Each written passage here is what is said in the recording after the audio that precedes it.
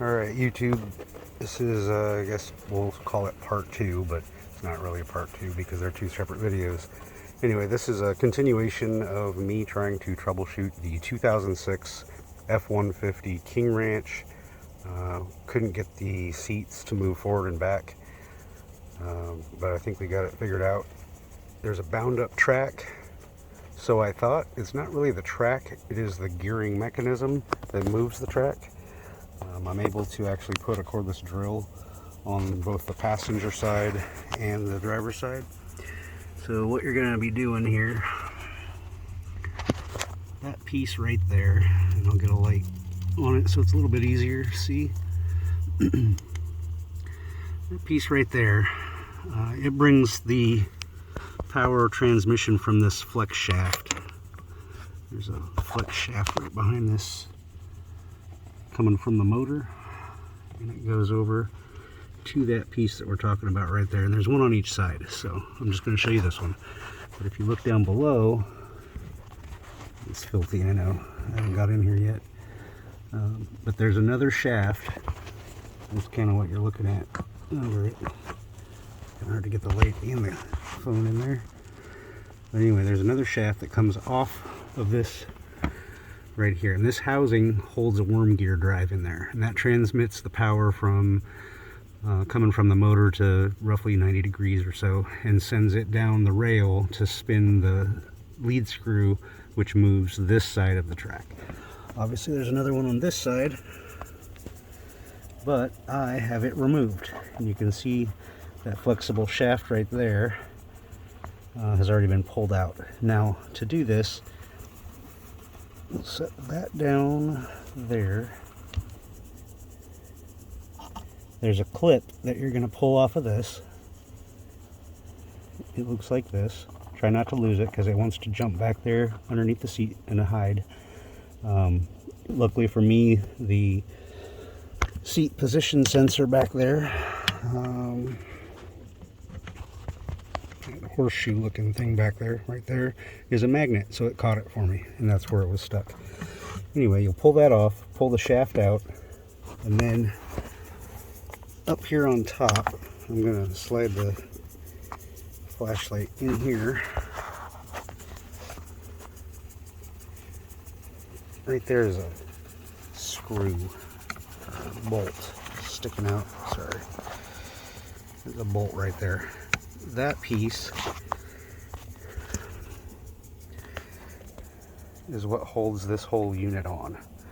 Now what I did is I took it off, so I had to pop this little clip here in order to get enough play, but I'm trying to show you how to do it so you don't have to disassemble your entire seat. So you'll just take off this one nut that holds it on right here. That is a 10 millimeter, so you'll pull that off. You've already pulled the drive shaft out of here. It'll be sitting in there like that. Then you'll just have to finagle this and pop it off the post and kind of twist a little bit, and it'll come right out. So once you do that, then you can do what I did. As you see, there's a zip tie on it. That's because this little tab right here, I tried to pop back to get the metal plate off, and when I did, it broke that tab off. So just expect you're probably going to break that tab off. But then I will splice in another part of the video here in a minute to show you how to disassemble it and what's inside and all that good stuff. But basically, this just snaps together. It's not, at first I was like, oh man, it's gonna have to go in the trash, I'm gonna have to buy a new one. Well, first of all, you can't buy one. They only want to sell the entire assembly, and that's if you can find one, because this is a 2006. They've discontinued the assembly, so you're going to be relegated to eBay and junkyards and places like that. So how do we save this? How do we repair it instead of try to find a replacement? Because there is no part number that I could find for it, and I looked. You have to buy the whole assembly is what they're saying. Luckily, it's a left or a right, so that's got inputs from either side. So if you've got one that's bad on the other seat and you just need your driver's seat to work, you can just grab one off of that and move it over here, and then just swap it out. And then the drive shaft itself that goes down the rail comes out of there. But yeah, this will split apart. I started with a razor.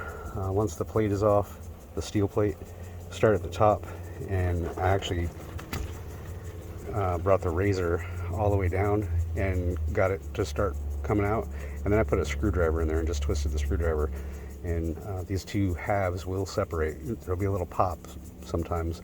Some of them are a little bit easier than others, but then we can get to the inside, the guts, and I'll show you how to clean them and re-grease them and put them all back together.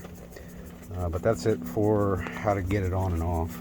I just wanted to show you what I did out here, because I know it can be frustrating thinking you're gonna have to rip your whole seat out. As you can see, my seat's still mostly intact.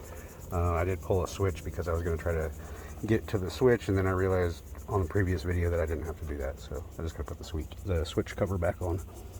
But I will be shooting the next part of the video that splices into this at the kitchen table because there's mosquitoes out here. I will end with that. Alright, YouTube, so this is the other part of this.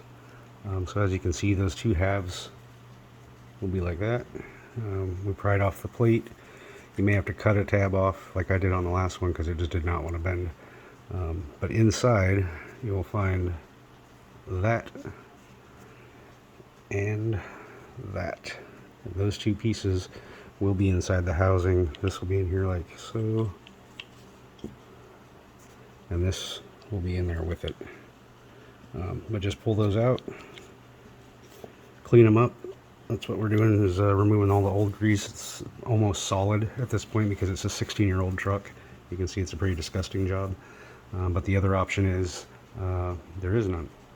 Not an option really, other than going to a junkyard and trying to buy a whole dang seat and replace that. So it's better to repair what you have and get it working again, because that's what I found was binding up, was these gears. And the reason they're binding up isn't really the grease, it's the ends of these pieces.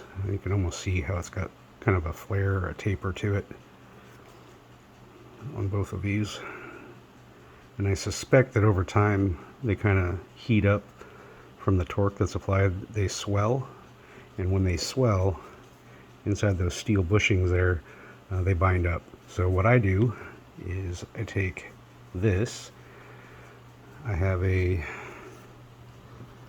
1/16 inch piece of key stock, I'm sorry, a 1/8 piece of key stock right here.